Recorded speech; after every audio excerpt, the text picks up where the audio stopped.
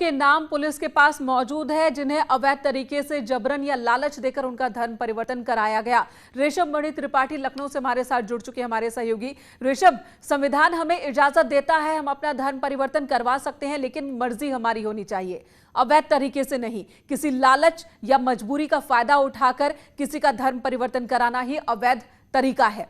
यहां पर पुलिस ने एक बड़ा खुलासा किया है, एक दो नहीं, 1000 केस की बात पुलिस कह रही है। कई नेटवर्क की बात हो रही, कई संस्थाओं की बात हो रही। किन किन संस्थाओं का जिक्र पुलिस ने किया?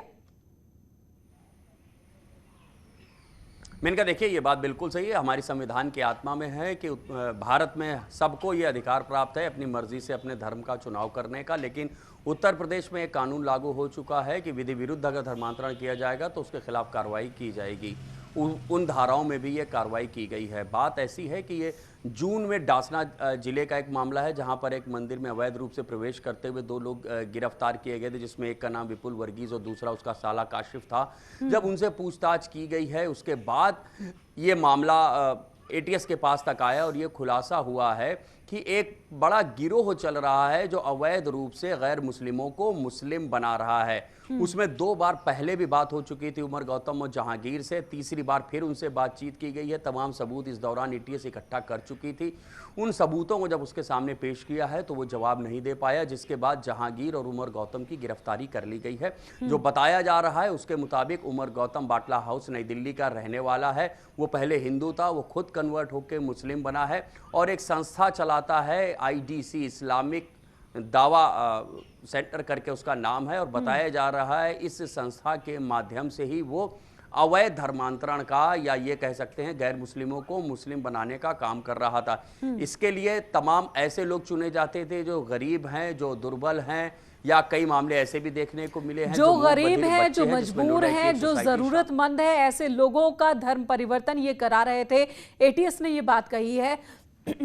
ऋषभ, क्या पुलिस ने, एटीएस ने ये बताया कि उमर गौतम कब से ये काम कर रहा था, कब से नेटवर्क से जुड़ा हुआ था? विदेशी फंडिंग की बात हो रही है तो कहां से फंडिंग इन्हें हो रही थी?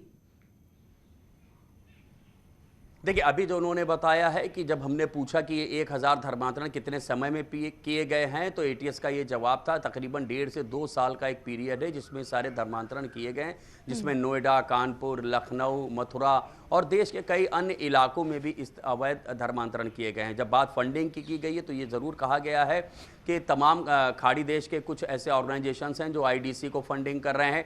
ISI जो पाकिस्तानी खुफिया एजेंसी है उसके इन्वॉल्वमेंट की भी बात कही गई है कि ISI भी इनको फंडिंग कर रही है। इनको जैसा भी लॉजिस्टिक सपोर्ट की ज़रूरत होती है, लॉजिस्टिक सपोर्ट भी इनको दिया जाता है। और ये बात अब साबित होते दिख रही है कि जो निर्बल लोग हैं, जो ज़रूरतमंद रहे, यहाँ तक कि जो डम्प एंड डेफ की बात की गई, नोएडा की एक सोसाइटी है, तमाम ऐसे बच्चे हैं जिनको किसी भी दिव्यांगता की वजह से उनके परिवार किनारा कर लेते हैं, ऐसे बच्चों को ये चुनते हैं और ये उनका धर्म परिवर्तन कराते हैं। और वाकई ये हर साल बहुत बड़ा मसला, बहुत बड़ा रैकेट जिसका खुलासा एटीएस ने किया है। लेकिन सवाल ये भी है कि अब एटीएस आगे किस तरह का एक्शन लेने जा रही है?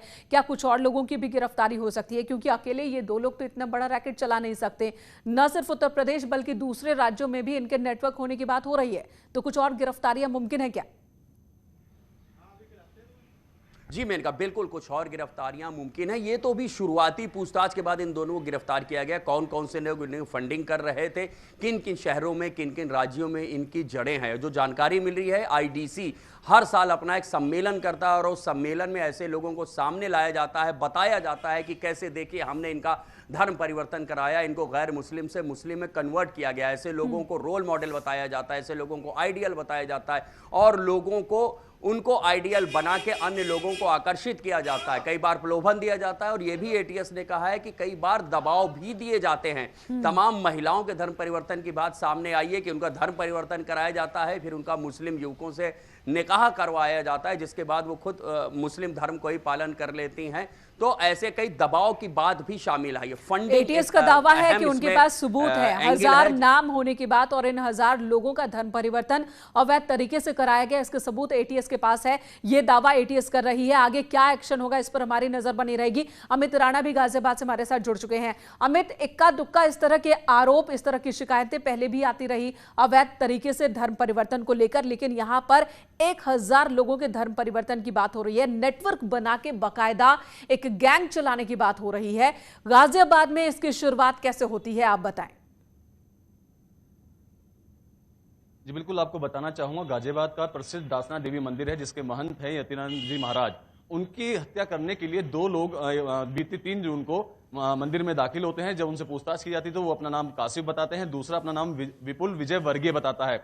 आपको बताना चाहूंगा, कासिफ जो कि मुस्लिम है और जो विपुल विजय वर्गीय है, उसने कासिफ की बहन से शादी करने के बाद धर्म परिवर्तन कर लिया। यहीं से तार जुड़ने शुरू हुए, जिसका जिक्र भी खुद लखनऊ में जो प्रेस कॉन्फ्रेंस हुई है उसमें किया गया है कि बीती 3 जून को इनको गिरफ्तार किया गया है। ये कोई ऐसा पहला मामला नहीं है, इससे पूर्व भी इस तरह के मामले आते रहे हैं, लेकिन जिस तरीके से बड़ी तादाद में 1000 के करीब नाम बताए जा रहे हैं, तो अपने आप में बहुत सोचने वाली बात है कि किस तरीके से प्रलोभन देकर या नई नई चीजें उनको बताकर धर्मांतरण कराया जा रहा है और ऐसे लोगों को कराया जा रहा है जो कि छोटे तबके से बिलोंग करते हैं। ऐसे लोगों को अपने झांसे में लिया जाता है पहले, उसके बाद उनका धर्म परिवर्तन करा दिया जाता है, चाहे बाद में उनकी शादी भी कराई जाए। लेकिन बड़ा सवाल ये खड़ा होता है कि क्यों नहीं लगातार ऐसे लोगों के खिलाफ एक मुहिम चलाई जाती है, और जिस तरीके से अभी एक साथ 1000 लोगों के नाम सामने आए हैं, तो ना जाने ऐसे कितने और लोग होंगे जिनका कि बिल्कुल। और अब जब एटीएस ने दावा किया है कि उनके पास सबूत भी है, तो आगे क्या कार्रवाई और किस तरह से, किस रफ्तार से होती है, ये भी हम अपने दर्शकों को बताएंगे। फिलहाल आप दोनों का बहुत बहुत धन्यवाद। इस वक्त पूरी